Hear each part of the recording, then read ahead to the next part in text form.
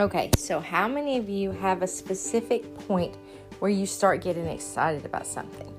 Like maybe you're going on a trip, or you're going somewhere special, or somebody you've been looking forward to seeing is coming over.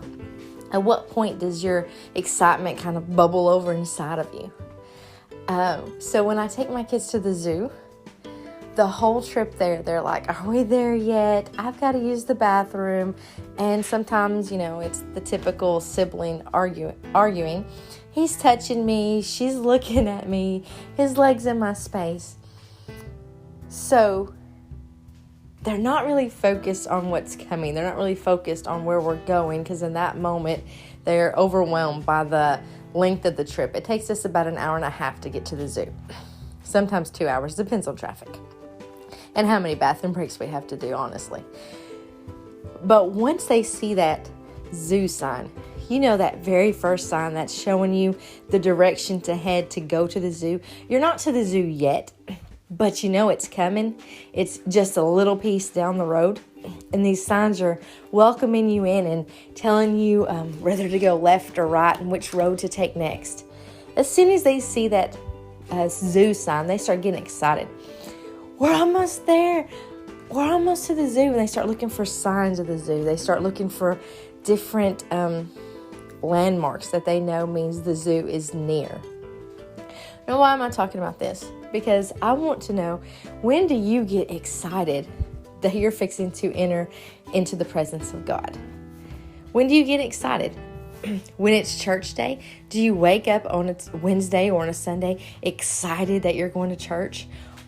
Or does the excitement not peak until you pull up in that parking lot? What about when you pray? Do you have that same excitement? So this morning when I got ready to pray, the first thing I did is turn on my worship music, because I was praying at home. Sometimes I go to the church and pray. Sometimes I pray in my home.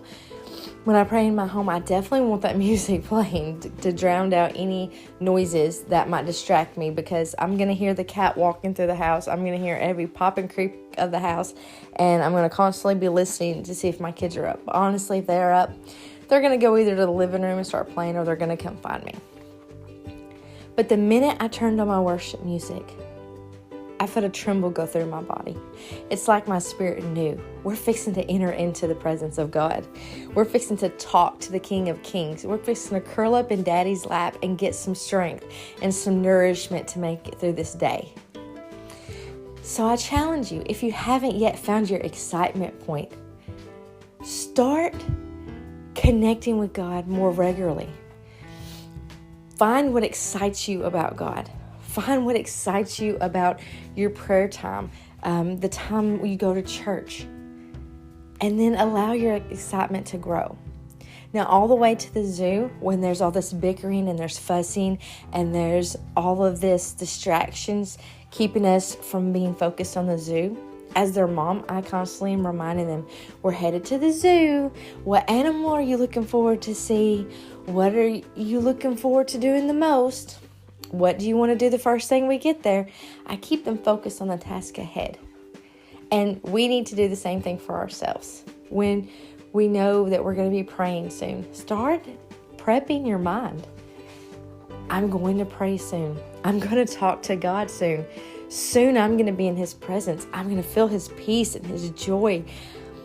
Soon I'm going to be sitting at the feet of the King of Kings, someplace I never was supposed to be, but because He died on that cross, He allowed me to be able to enter into the holies of holies. Start psyching yourself up, so to speak.